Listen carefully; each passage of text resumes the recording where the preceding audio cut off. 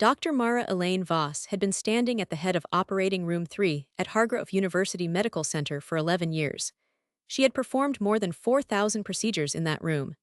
She knew the exact pitch of the suction unit when it was running low, the way the overhead lights hummed at 3 a.m. when the rest of the hospital had gone quiet, the particular stillness that settled over her team in the seconds before she made the first incision. She knew all of it. She owned all of it, not on paper, but in the way that matters, through repetition, through sacrifice, through every night she had spent studying when other people slept. Daniel Ashworth arrived by stretcher at 11:47 p.m. on a Thursday in February. He arrived the way most people arrive in a trauma bay, fast, loud, surrounded by urgency. I heard his name before I saw his face. The charge nurse called it out from the hallway: Ashworth, male, 41, blunt abdominal trauma, BP dropping. I was already moving toward the bay when I processed the last name. I stopped walking for exactly 2 seconds.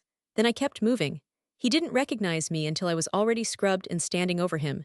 His eyes found my face through the anesthesia fog, through the overhead light, through whatever cocktail of fear and morphine was running through him.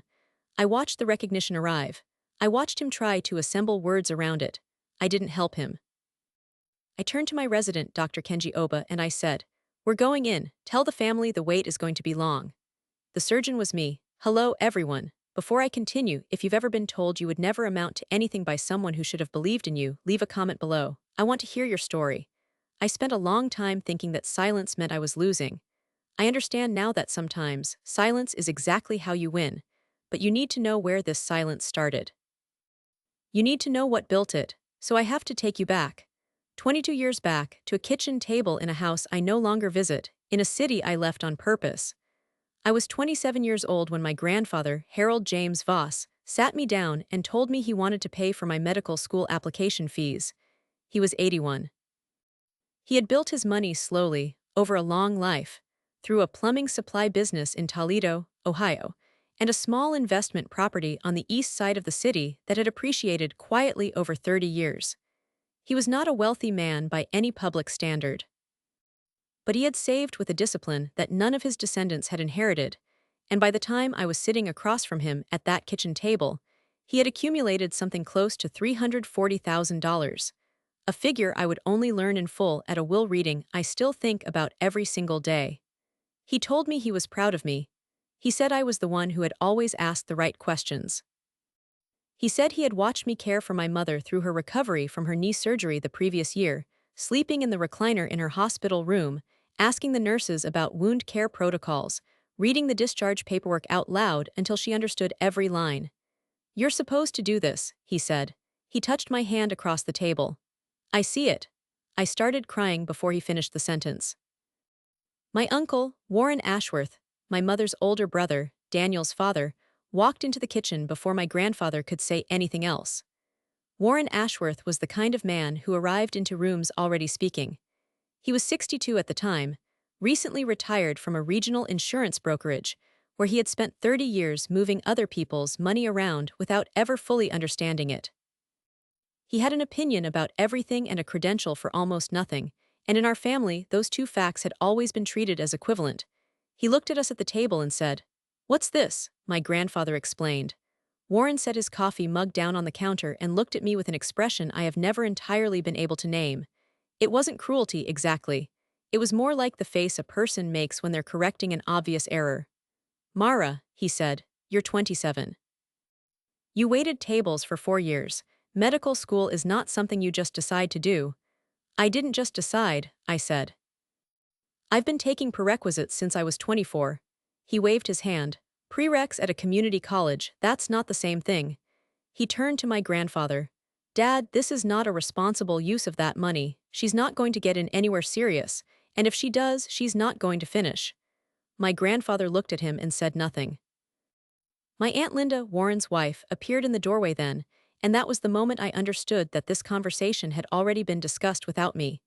She had the particular stillness of someone waiting for a verdict they already knew. "We're not saying she shouldn't try," Linda said, in the tone people use when they are absolutely saying you shouldn't try. "We're saying that there are better uses for that money. Your cousins have children now. Expenses. There are real needs." The real needs, as I would understand them over the next 2 years, included a $38,000 kitchen renovation on Warren and Linda's house in Parisburg and a boat. I didn't say that then. I sat at the table with my grandfather's hand still near mine, and I listened to my uncle explain, with the confidence of a man who has never been wrong in his own estimation, that medicine was competitive, that I was already behind, that women who started this late rarely made it through the pressure of residency, and that, frankly, I needed to be realistic about who I was. He said that last part looking directly at me. My grandfather drove me home that evening. He didn't say much. When he pulled up to my apartment building, he sat for a moment with both hands on the steering wheel. "I'm going to do it anyway," he said. "When the time comes." "I know," I said. "Don't tell them, just do the work." I got out of the car. I went upstairs. I opened my laptop, and I pulled up the Association of American Medical Colleges website, and I wrote down the name of the MCAT prep program I had been looking at for 6 months. I wrote it on a piece of paper: Kaplan Medical, full course, $449. I folded the paper and put it in my wallet. I kept it there for 6 years. I kept it long after I didn't need it anymore. I kept it to remember the texture of that night. The following 18 months were the hardest of my life, and I say that as someone who has since watched people die on tables I was responsible for. Those deaths had weight. But this particular kind of hard was different, the kind that doesn't have a clear enemy, that just grinds. I was still waitressing 3 nights a week at Tavola, a northern Italian place downtown where the owner, a man named Frank Castellano, let me study in the back booth during slow services. I took my MCAT in September of that year and scored a 511, not perfect, solidly in the range for mid-tier and several strong research programs. I applied to 6 schools. I applied without telling anyone in my family except my mother, who was living with her second husband in Columbus, and who said very little but sent me a card with a $20 bill and a small drawing of a star she had made herself. I was rejected from 4 schools in the same week in January. I remember that week clearly. I remember sitting on the floor of my apartment. I couldn't afford a desk chair at the time, reading the 4th rejection email on my phone with my back against the radiator. The radiator was the only warm thing in that apartment. The rejection was from a program I had genuinely believed in. The language was kind. The conclusion was not. I sat there for a long time. Then I opened my laptop and I looked at my 2 remaining applications. And I did something I have since recommended to every medical student who has ever sat in my office in a crisis. I pulled up my personal statement and I read it out loud to myself. Not to revise it, just to remember why I had written it. I had written it about my mother's knee surgery, about the discharge paperwork, about the questions I had asked that the nurses hadn't expected from a family member. I read it out loud and I thought, this is still true. 2 weeks later, I received a conditional acceptance from Whitmore College of Medicine in Cincinnati, contingent on my completion of a 1-semester intensive bridge program in biochemistry through their affiliated continuing education department. The program cost $3,200, which I did not have. I called every bank I had an account with. I applied for an educational credit line. I was denied by 2 institutions and approved by a third for $2,500 at a rate that made me wince. I sold my car, a 2006 Honda Civic with 94,000 miles on it, for $4,800. I paid for the program. I took the bus to the satellite campus for 4 months. I received a B+ in biochemistry and an A in cellular biology. The person who changed the trajectory of that semester was not a family member. She was a professor. Dr. Anita Bhattacharya taught the cellular biology module of that bridge program. She was a small, precise woman with silver-streaked hair who had come to academic medicine after a decade in clinical research, and she had the particular quality of seeing exactly what she was looking at, not what she expected, what was actually there. She noticed, in the 3rd week of class, that I was staying after the session to re-examine the slides she had presented. She stayed too. She asked me what I was looking at. I told her I was trying to understand why certain cell types presented differently in inflammatory versus non-inflammatory contexts, something that had come up in a surgery I had observed during a hospital volunteer shift. She was quiet for a moment. "What kind of surgery?" she asked. "Abdominal," I said. She looked at me for a long moment. "You're planning on surgery." "Trauma surgery," I said. She nodded once, slowly, like she was filing something away. By the end of that semester, Dr. Bhattacharya had written me what I was later told was one of the most detailed and specific letters of recommendation the Whitmore Admissions Office had received in 5 years. She had also given me her direct phone number and told me to use it when I had questions, not if when. My cousin Daniel, who was Warren's son and who was at that point managing a mid-level distribution company and doing adequately, called me sometime during those months to inform me, in a casual, friendly tone, that his father thought I should look into nursing instead, that there were good programs, that it was a stable career, that it was more realistic. I thanked him for calling. I did not tell him about my acceptance. I did not tell him about Dr. Bhattacharya. I did not tell him about the bus route I had memorized, or the car I had sold, or the health insurance coverage I had lost when I left my restaurant job and was paying $187 a month out of pocket for a catastrophic-only policy because I could not risk going without. I said, "Tell your dad I appreciate the thought." Then I hung up and I went back to studying. Whitmore College of Medicine accepted me into the full MD program in the fall of the following year.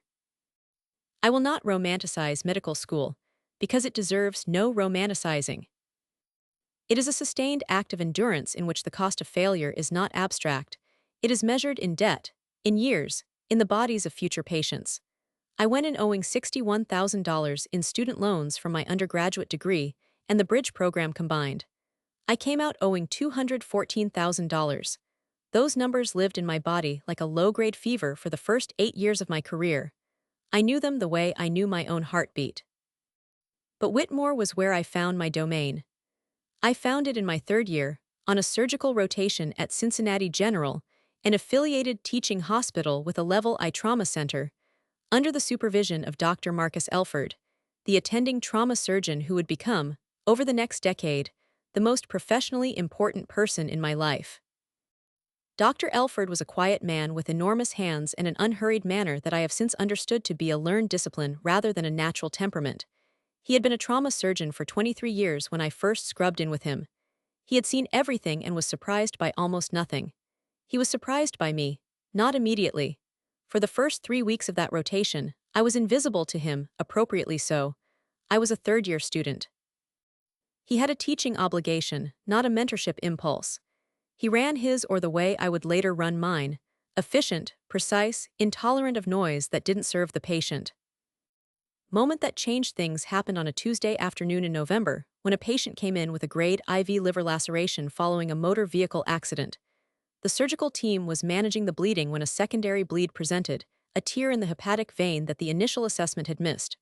Dr. Elford saw it. He was already moving, but he asked the room, "Where does this connect? Talk me through it." His resident hesitated. I said without thinking, "Hepatic vein, right branch." "The tear is proximal to the junction with the inferior vena cava. You're going to lose the IVC if that junction goes." The room was quiet. Dr. Elford said, "Correct, suture." He didn't look at me during the repair, but when the case was closed and the patient was stable, he found me in the scrub area and he said 4 words. "You're thinking in 3 dimensions."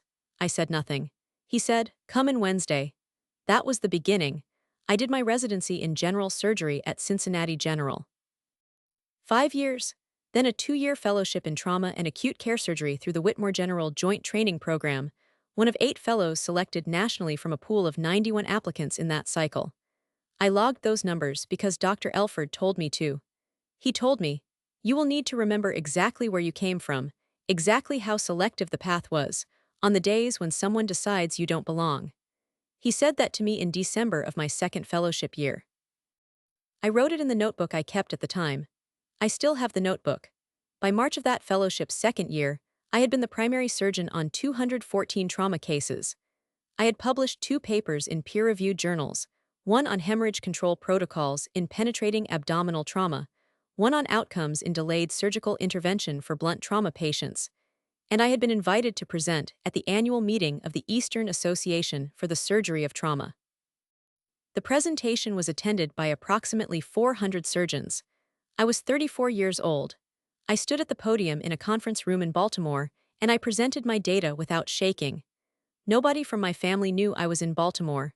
Nobody knew about the papers.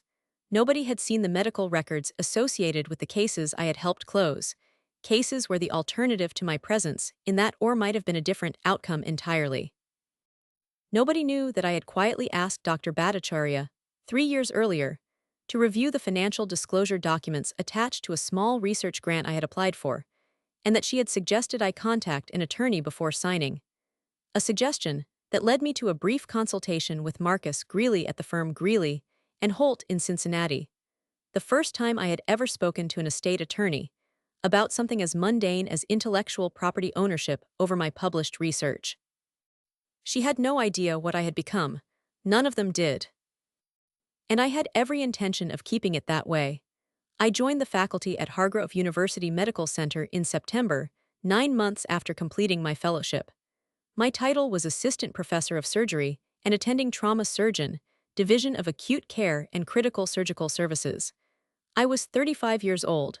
My annual salary was $287,000. I remember looking at my first paycheck, a paper stub, because I had not yet set up direct deposit, and sitting with it in my car in the parking garage for 12 minutes without moving. I thought about the $449 prep program I had written on a piece of paper. I thought about the radiator.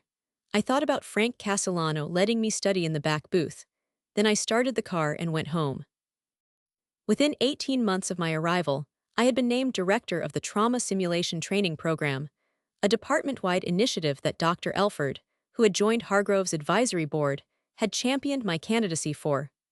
The program trained surgical residents, attending physicians, and advanced practice nurses in hemorrhage control and emergency surgical decision-making. I designed the curriculum myself.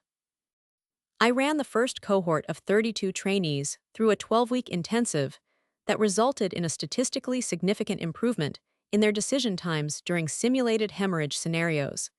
Data that I published in the Journal of Surgical Education in February of my second year at Hargrove. The person who sat across from me at the review meeting for that publication was Dr. Josephine Carrera, the chief of surgery at Hargrove and my department head. Dr. Carrera was a 60-year-old cardiothoracic surgeon with a record of departmental leadership that I had studied before I ever applied for my position. She was precise and unsentimental, and she had a way of telling the truth that felt less like criticism and more like a technical adjustment. After the review meeting, she said, "You're going to run this department someday." I said, "I'm focused on the simulation program right now." She said, "I know, that's why I said it." She was the only person at Hargrove who knew my full history. I had told her during my second year in a conversation that began as a standard check-in and became something else entirely. I told her about Warren, about the kitchen table, about the application fees my grandfather had offered, and the wall my uncle had built in front of that offer. I told her that my grandfather had died 14 months before my fellowship ended, that he had died believing I was still in training, without knowing I had already published, without knowing I had been selected for the East presentation. I told her that his will had been read 8 months ago, and that I had sat in a room with my siblings and cousins and aunts and uncles, and watched $338,000 distributed in amounts that reflected nothing about his actual wishes as he had expressed them to me. My 2 older siblings had each received $85,000. Warren and Linda's family received $102,000, structured as a trust. Various smaller allocations had gone to cousins and charitable designations my grandfather had apparently made years earlier. I had received a yellowed envelope. Inside the envelope was a phone number, a number I didn't recognize, with a Cincinnati area code, and a single index card on which my grandfather had written, in the deliberate cursive he had maintained into his 80s, "Call me." The estate attorney managing the will, a woman named Patricia Dunmore at the firm Dunmore and Chalk in Toledo, had looked at me with an expression I couldn't read when I opened the envelope. She had said, "There is a supplementary document associated with your designation. We'll need to schedule a separate appointment." I had not yet had that appointment. It had been 8 months. I had called Dunmore and Chalk 4 times.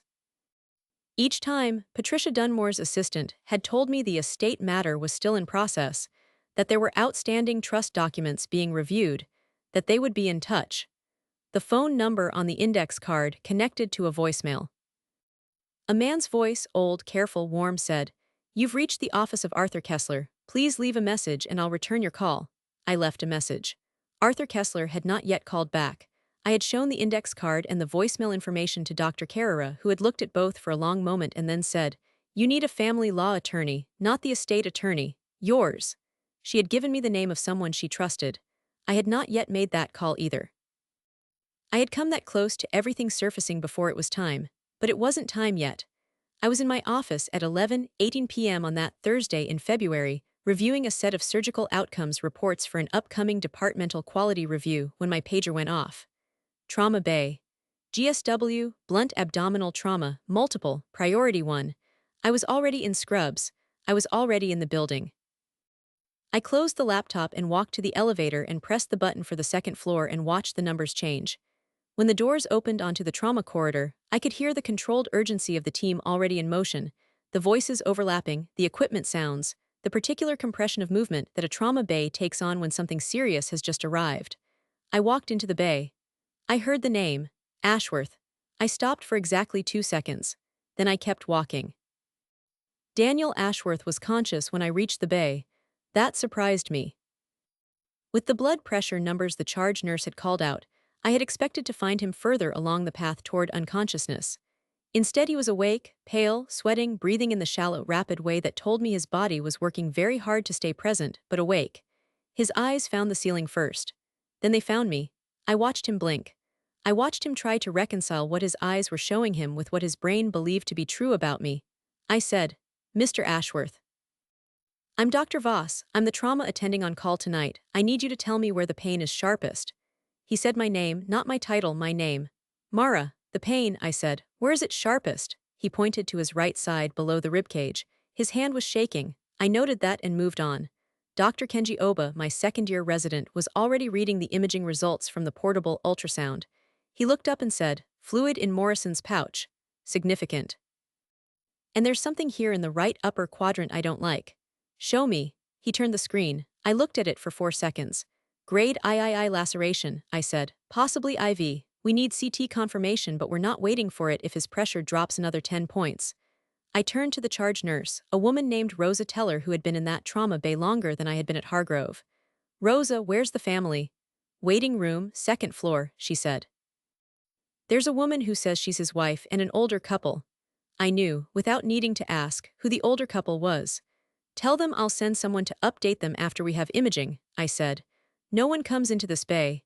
I would not see Warren and Linda Ashworth for another 4 hours and 12 minutes. In the interim, I had a patient to keep alive. The CT confirmed a grade IV hepatic laceration with active bleeding into the peritoneal cavity and early signs of hemodynamic instability that told me exactly how much time we had. It was not generous. I made the call to the OR at 12:09 a.m., and we were opening at 12:31. Dr. Oba scrubbed in with me, along with Dr. Priya Sandhu, a senior resident on her trauma rotation, and a circulating nurse named Gerald Fitch who had worked with me enough times to know my rhythms without being told. The operation took 2 hours and 47 minutes. There were 2 moments during that case where the situation required a decision that a less experienced surgeon might have made differently. I will not describe them in clinical detail here. What I will say is that both decisions were correct and that the patient remained on the table.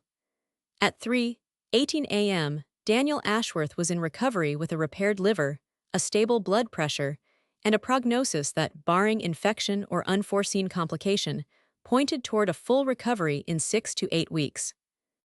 I stood in the scrub area afterward and let Dr. Oba go through the debrief while I stood still for a moment with my hands under the running water. I had been in the hospital for 16 hours. I was aware of that the way you are aware of weather, not urgently, just as a fact in the background. Then I dried my hands and went to find Warren Ashworth. He was in the family consultation room on the second floor, a small room with chairs that were slightly more comfortable than waiting room chairs, and a box of tissues on the table that the hospital replaced every morning. Linda was with him. So was a woman I assumed was Daniel's wife, whom I had not previously met, small, dark-haired, early 40s, red-eyed but composed. She told me her name was Teresa. Warren stood up when I came in. He looked at me the way you look at something that has appeared in the wrong location, the cognitive dissonance of it visible on his face, the machinery of his assumptions grinding against what he was seeing. He was 77 now. He had aged in the decade plus since the kitchen table. His hair was entirely white. He moved more slowly, but the expression was the same. Mara, he said. And then, because he could not stop himself, "What are you doing here?" I sat down across from them. I set the folder I was carrying on the table, a patient update sheet, nothing more. "I'm your son's surgeon," I said. "He's out of the OR. The procedure went well. He had a significant liver laceration that required surgical repair. We were able to stop the bleeding. He's in recovery now and we expect a full recovery, assuming his post-operative course is uncomplicated." Linda put her hand over her mouth. Teresa closed her eyes and exhaled something that wasn't quite a word. Warren said, "You operated on him." "Yes," I said. He stood there looking at me, and I watched him work through it, the dissonance of me in scrubs in this room with that folder, having just done the thing he had told me 22 years earlier that I would never do. I watched him look for somewhere to put that dissonance and find nowhere adequate. Linda said, "Can we see him?" "Recovery will call you in about 40 minutes, I said. "He's resting, he needs that time." I answered their clinical questions. I answered them completely and accurately. I did not make the conversation about anything other than Daniel's condition. Warren said almost nothing during the remainder of the meeting. He sat with his hands on his knees and he looked at the table and then at me and then at the table again, and when I stood to leave he said, "Mara, I didn't know you were here, at this hospital." "I've been here 11 years, I said. I left the room. What I did not tell him, standing in that consultation room at 3:47 in the morning, was that Arthur Kessler had finally called me back. He had called me 14 days earlier, on a Monday afternoon, while I was between cases. I had taken the call in the attending lounge with the door closed. Arthur Kessler was 83 years old, a retired attorney who had practiced estate law in Cincinnati for 41 years, and he had been my grandfather's personal attorney since 1987, a fact that the estate, as managed by Patricia Dunmore at Dunmore and Chalk in Toledo, had apparently not disclosed to any of the beneficiaries. Arthur Kessler told me that my grandfather had visited him privately 18 months before his death and had dictated a supplementary letter of intent, a document that was not a codicil and not a formal amendment, but that expressed, in legally meaningful language, a specific direction for a portion of the estate. The portion had been set aside in a separate trust. The trust was in my name. Arthur Kessler told me its value as of the most recent quarterly statement. I sat in the attending lounge for a long moment after he said the number. Then I said, "What do I need to do?" He said, "You need to call your own attorney, not Patricia Dunmore, yours." I called Dr. Carrera's recommendation that evening. Her name was Sylvia Ackafer, a family law attorney and a state litigator with the firm Ackafer and Brennan in Columbus, 11 years in practice with a particular focus on contested inheritance and trust disputes. I had been exchanging emails with her assistant for 3 weeks at that point, but this was our first actual conversation. It lasted 42 minutes. At the end of it, she asked me one question. "Do you want to pursue this quietly or do you want it on record?" I said, "I want it on record," she said. "Then I need everything, every document, every communication, every financial disclosure you've received or been denied." I told her I had it. I called Arthur Kessler that evening. I signed the first authorization document. There was no going back. Over the following 2 weeks, I gathered materials with the same methodology I apply in an OR, deliberate, sequential, with attention to what each element connects to.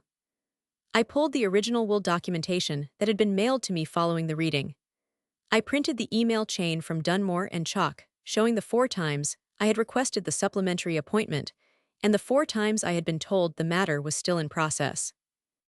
I requested a copy of my own grandfather's medical records from the Toledo Hospital, where he had been treated in his final year, records that documented his mental competency as recently as 4 months before his death, a fact that Sylvia Ackafer told me was significant.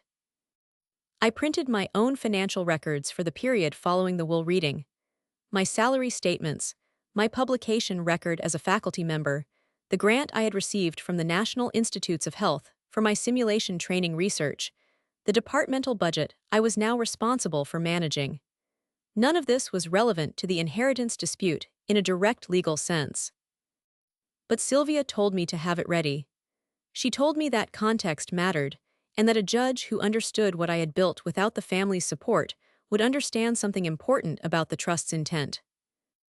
I met with Sylvia in Columbus on a Saturday morning, in person, at her office on the 14th floor of the Brennan Tower building.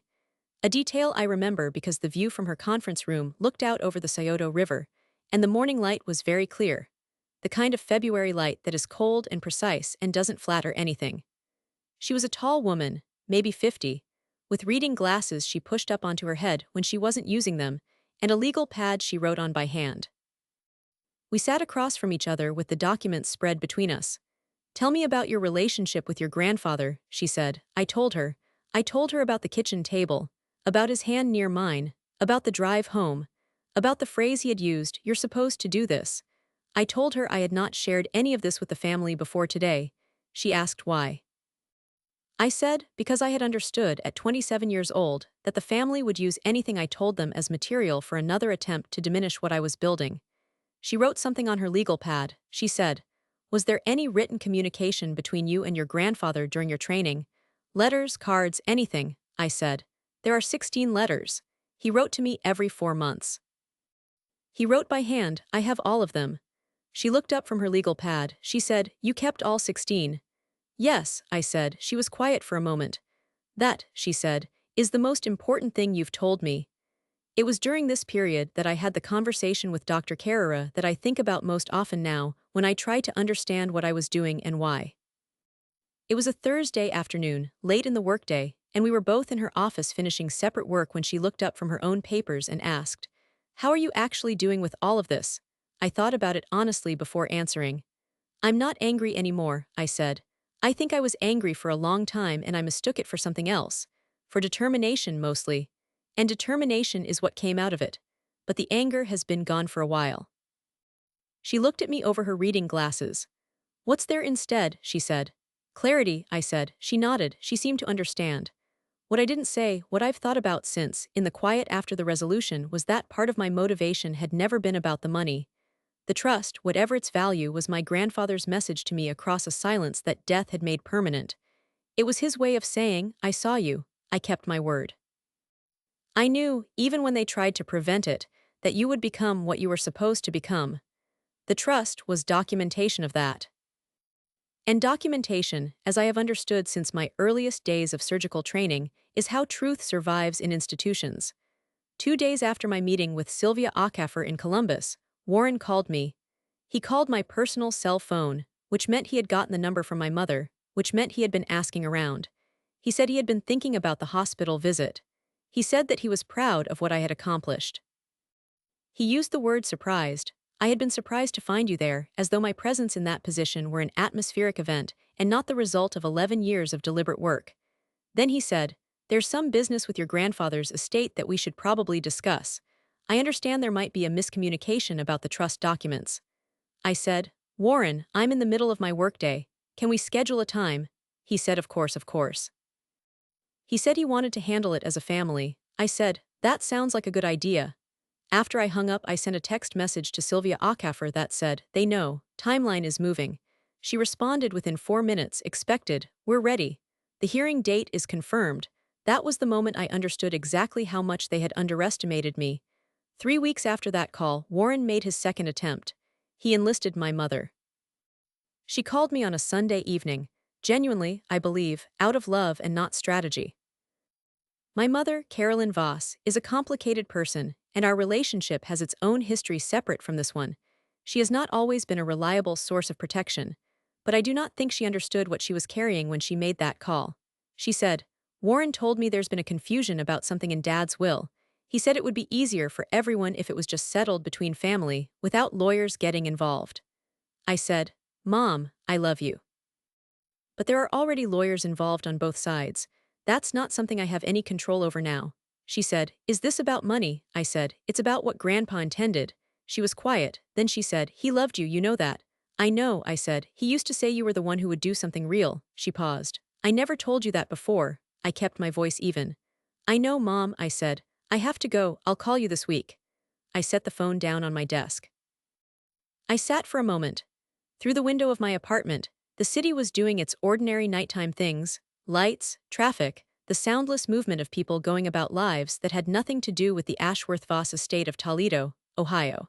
The hearing was scheduled for a Tuesday morning at the Franklin County Probate Court in Columbus. I wore the same suit I had worn to the East Conference in Baltimore. I thought about that deliberately. Sylvia was already in the courtroom when I arrived, sitting at the respondent's table with the kind of organized stillness that tells you someone has done this many times and is not afraid of it. She looked up when I came in and said, "They're all here." I looked across the courtroom. Warren and Linda were seated at the petitioner's table with a man I didn't recognize, their attorney, I assumed, a younger man in a well-fitted suit who was sorting through papers with practiced busyness. My two older siblings, Thomas and Patricia, were seated in the gallery. Thomas looked uncomfortable. Patricia was looking at her phone. Two other family members I recognized only distantly were present as well. The estate attorney, Patricia Dunmore, was in the gallery rather than at a table, which told me something about where her formal role had ended and where mine was about to begin. Warren saw me come in. He gave me a nod. The nod of a man who believed he was managing a situation. I sat down next to Sylvia. She leaned toward me and said quietly, "Ready?" I said, "Yes." The Honorable Raymond P. Castillo, probate court judge, took his position at 9:02 a.m. He was a compact, gray-haired man with a measured tempo that matched nothing about Warren Ashworth's preferred conversational speed. He established the matter on record, in re. The estate of Harold James Voss, probate case number, date, parties present, and then he turned to the petitioner's side and asked them to present. Warren's attorney, a man who introduced himself as Craig Belfield of the firm Belfield and Associates in Toledo, presented the family's argument in approximately 20 minutes. The argument was, as Sylvia had predicted, structured around the contention that the supplementary trust had been created under conditions of diminished capacity, that Harold Voss, in the 18 months preceding his death, had experienced cognitive decline that had affected his decision-making, and that the trust should therefore be considered void or substantially reduced. As evidence, they submitted a single physician's note from my grandfather's primary care doctor, a brief documentation of a memory evaluation conducted 14 months before his death. I watched Judge Castillo read the document. Then he set it down and looked at Sylvia. Sylvia said, "Your Honor, the respondent is prepared to submit documentation." "May I proceed?" he said. "Please." Sylvia stood up and she began to speak, and what happened over the next hour and 40 minutes is the clearest sequence of events I have ever witnessed in a room that was not an operating theater. She submitted the medical records first, my grandfather's complete clinical record from Toledo General Hospital, spanning the final 22 months of his life. The records included a formal neuropsychological evaluation conducted by a board-certified clinical neuropsychologist at the request of my grandfather's internist, conducted 11 months before his death, at which time my grandfather had been assessed as cognitively intact with a MMSE score of 27 out of 30, firmly within the normal range for his age. Craig Belfield objected that the records were outside the scope of the immediate document dispute. Judge Castillo said, "Overruled, the capacity question is central to the petition. Continue." That was the first document. I had 3 more. The second document was my grandfather's 16 letters to me, presented not as emotional evidence, but as a dated communication record demonstrating continuous and coherent intent over a period of more than 9 years. Each letter was dated. Each letter was handwritten. Several letters contained specific references to his estate planning, his wishes for the trust, and his awareness of the family dynamics surrounding my medical training. Sylvia read 4 passages aloud. She read them in a flat, careful voice that gave the words their own weight. At the table across from me, I saw Linda Ashworth's hand go still on the surface. Warren leaned toward Craig Belfield and said something in a low voice. Craig Belfield began to write something on his legal pad. Then he stopped writing. The third document was Arthur Kessler's formal affidavit, 41 years of practice, estate attorney of record for Harold Voss since 1987, direct witness to the creation of the supplementary trust document, attesting to my grandfather's capacity, his specific intent, and the deliberate instruction that the trust not be disclosed to other family members until the respondent had been contacted directly. The instruction that my grandfather had built his own silence deliberately to protect mine. I did not look at Warren when this was read into the record. I looked at Judge Castillo. He was making notes. The fourth document was the financial disclosure of the trust itself, including its current value, $178,400, accumulated over 14 years of separate management by Arthur Kessler's recommended financial advisor, a man named Gordon Platt at a registered investment advisory firm in Cincinnati. Craig Belfield requested a recess. Judge Castillo declined. He asked Warren's side if they wished to submit any additional evidence in support of the capacity claim. There was a silence that lasted approximately 8 seconds. Craig Belfield said, "We may wish to reconsider the framing of the petition, Your Honor." Judge Castillo looked at him over his reading glasses and said, "You may have 15 minutes." During the recess, Warren walked up to me in the hallway outside the courtroom. Linda stayed in her seat. He came alone. He looked older in the courthouse light than he had in the hospital. He stood in front of me with his hands in his coat pockets and he said, "Your grandfather told you about the trust." "No," I said. "He told me to call Arthur Kessler." He was quiet for a moment. "He should have told us," Warren said. "That wasn't fair." I thought about the kitchen table. I thought about the word realistic. I thought about my grandfather's hand near mine and the specific weight of what he had been offering and the wall that had been built in front of it. I said, "Warren, he did what he believed was right. I'm not going to argue about fairness with you today." Warren looked at me for a long moment. He started to say something. Then he stopped. He said, "You're very good, you know, as a surgeon." I said, "Yes." I went back inside. The hearing resumed. Craig Belfield informed Judge Castillo that the petitioner was withdrawing the capacity claim. The estate dispute was settled on record that morning. The trust was confirmed as valid and enforceable. The financial disclosure was entered into the court record. My grandfather's intent was documented, witnessed, and signed by a county probate judge. Sylvia shook my hand in the hallway after. She said, "He did the work for you, 14 years ago." "I know," I said. "He knew who you were going to be." I nodded. I didn't have more words for that, and she seemed to understand that, and we stood in the hallway of the Franklin County Probate Court in the February light, and said nothing for a moment, and it was enough. Daniel Ashworth was discharged from Hargrove University Medical Center 22 days after his surgery. His post-operative course was uncomplicated. He developed a minor wound issue on day 8 that was managed conservatively and resolved without intervention.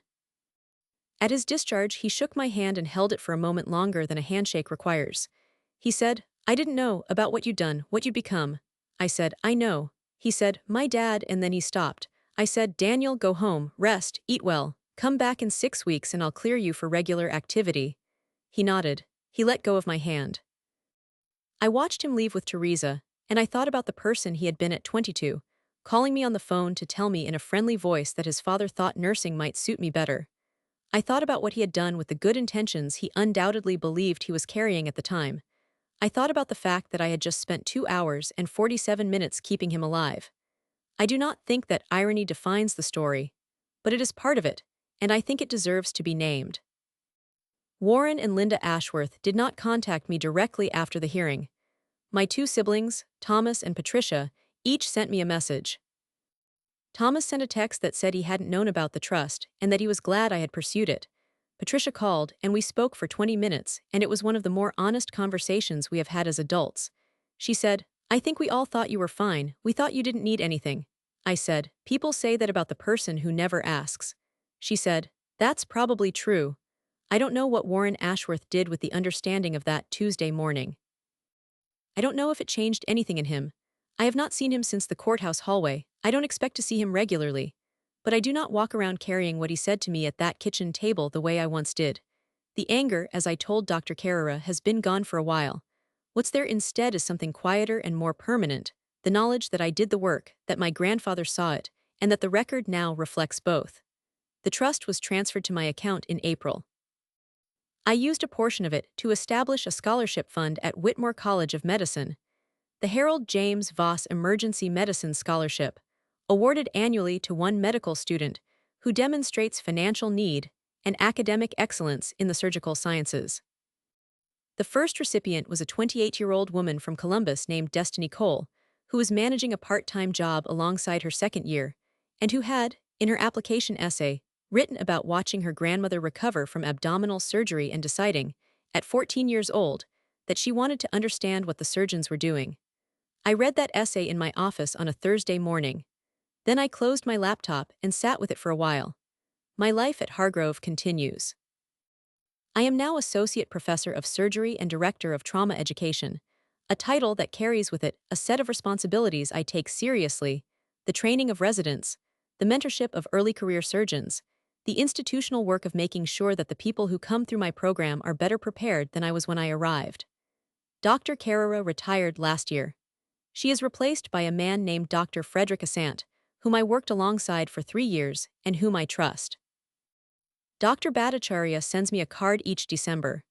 Arthur Kessler attended the first Whitmore Scholarship event at my invitation. He is 84, he wore a bow tie, and if there's anything this experience taught me, it's this. 1. The work you do in silence, without an audience, without acknowledgement, without anyone keeping score, that work does not disappear. It accumulates. It becomes the thing that is standing in the room when the room finally needs you. 2. Documentation is not a bureaucratic act. It is the language through which institutions speak truth, and if you learn to speak it fluently, no one can take from you what you have built by hand. 3. Your identity is not a referendum that your family gets to hold. It is a record you build daily, in the presence of your own conscience, until the record speaks clearly enough that no one else's opinion of you has any structural weight left. Was I wrong to keep my silence for 22 years, to let my family believe I had not become anything, when coming forward earlier might have changed what happened at that while reading? Tell me in the comments. If this story gave you strength, hit that like button. It means more than you know.